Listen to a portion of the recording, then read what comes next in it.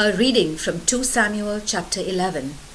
The following spring, at the time of the year when kings usually go to war, David sent out Joab with his officers and the Israelite army. They defeated the Ammonites and besieged the city of Rabbah. But David himself stayed in Jerusalem. One day, late in the afternoon, David got up from his nap and went to the palace roof. As he walked around up there, he saw a woman taking a bath in her house. She was very beautiful. So he sent a messenger to find out who she was and learned that she was Bathsheba, the daughter of Eliam and the wife of Uriah the Hittite. David sent messengers to get her. They brought her to him and he made love to her. She had just finished her monthly ritual of purification. Then she went back home. Afterward, she discovered that she was pregnant and sent a message to David to tell him. David then sent a message to Joab, "Send me Uriah the Hittite." So Joab sent him to David. When Uriah arrived, David asked him if Joab and the troops were well and how the fighting was going. Then he said to Uriah, "Go on home and rest a while." Uriah left, and David had a present sent to his home. But Uriah did not go home. Instead, he slept at the palace gate with the king's guards. When David heard that Uriah had not gone home, he asked him, "You have just returned after a long absence. Why didn't you go home?" Uriah answered, "The men of Israel and Judah are away in battle, and the covenant box is with them. My commander Joab and his officers are camping out in the open. How could I go home, eat and drink, and sleep with my wife? By all that's sacred, I swear that I could never do such a thing." So David said, "Then stay here the rest of the day, and tomorrow I'll send you back." So Uriah stayed in Jerusalem that day and the next. David invited him to supper and got him drunk. But again, that night Uriah did not go home. Instead, he slept on his blanket in the palace guardroom. The next morning, David wrote a letter to Joab and sent it by Uriah. He wrote, "Put Uriah in the front line where the fighting is heaviest. Then retreat and let him be killed." So while Joab was besieging the city, he sent Uriah to a place where he knew the enemy was strong. The enemy troops came out of the city and fought Joab's forces. Some of David's officers were killed, and so was Uriah. Then Joab sent a report to David telling him about the battle, and he instructed the messenger, "After you have told the king all about the battle, he may get angry and ask you, 'Why did you go so near the city to fight them? Didn't you realize that they would shoot arrows from the walls? Don't you remember how Abimelech, son of Gideon, was killed?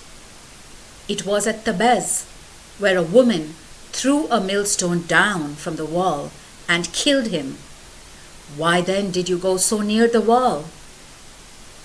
If the king asks you this, tell him, 'Your officer Uriah was also killed.'" So the messenger went to David and told him what Joab had commanded him to say. He said, "Our enemies were stronger than we were and came out of the city to fight us in the open, but we drove them back to the city gate. Then they shot arrows at us from the wall, and some of your majesty's officers were killed. Your officer Uriah was also killed." David said to the messenger, "Encourage Joab and tell him not to be upset, since you never can tell who will die in battle. Tell him to launch a stronger attack on the city and capture it." When Bathsheba heard that her husband had been killed, she mourned for him. When the time of mourning was over, David had her brought to the palace. She became his wife and bore him a son. But the Lord was not pleased with what David had done. The word of the Lord. A reading from 2 Samuel chapter 12. The Lord sent the prophet Nathan to David. Nathan went to him and said, "There were two men who lived in the same town. One was rich and the other poor.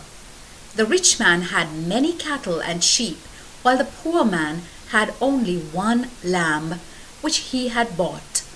He took care of it, and it grew up in his home with his children. He would feed it some of his own food, let it drink from his cup, and hold it in his lap. The lamb was like a daughter to him. One day, a visitor arrived at the rich man's home. The rich man didn't want to kill one of his own animals to fix a meal for him.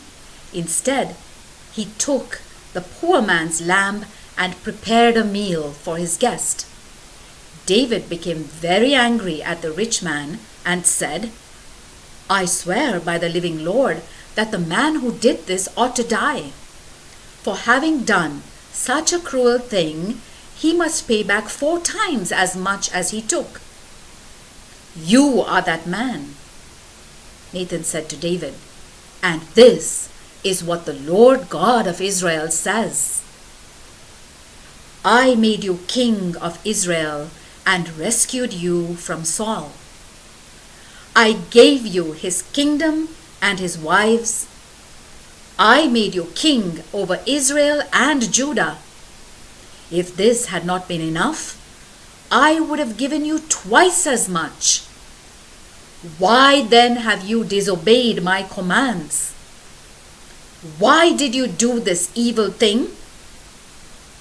You had Uriah killed in battle. You let the Ammonites kill him, and then you took his wife.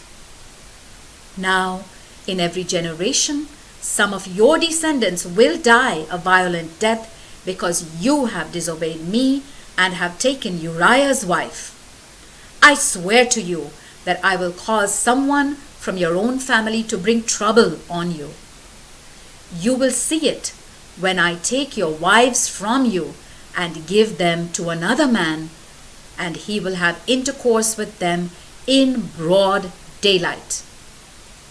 You sinned in secret, but I will make this happen in broad daylight for all Israel to see." "I have sinned against the Lord," David said. Nathan replied, "The Lord forgives you. You will not die. But because you have shown such contempt for the Lord in doing this, your child will die." Then Nathan went home. The Lord caused the child that Uriah's wife had borne to David to become very sick. David prayed to God that the child would get well. He refused to eat anything, and every night he went into his room and spent the night lying on the floor.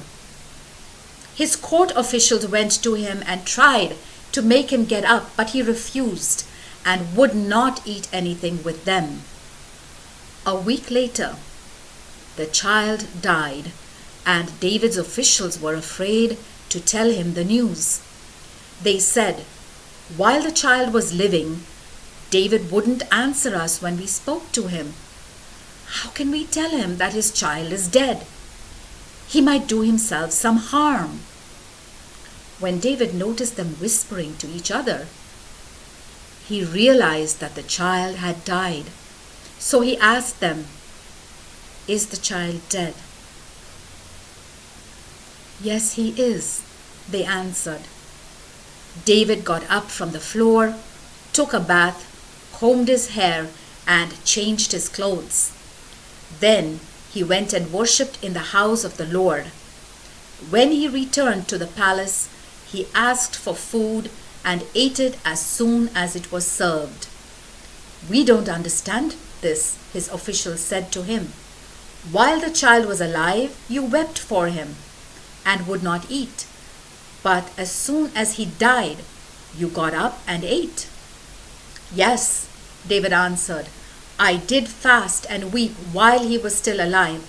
I thought that the Lord might be merciful to me and not let the child die. But now that he is dead, why should I fast? Could I bring the child back to life? I will someday go to where he is, but he can never come back to me." Then David comforted his wife Bathsheba. He had intercourse with her, and she bore a son, whom David named Solomon. The Lord loved the boy and commanded the prophet Nathan to name the boy Jedediah because the Lord loved him. Meanwhile, Joab continued his campaign against Rabbah, the capital city of Ammon, and was about to capture it. He sent messengers to David to report, "I have attacked Rabbah and have captured its water supply. Now, gather the rest of your forces, attack the city, and take it yourself.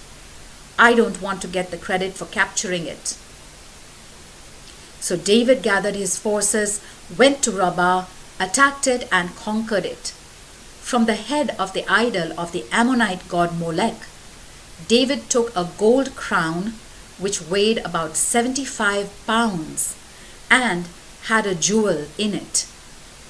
David took the jewel and put it in his own crown.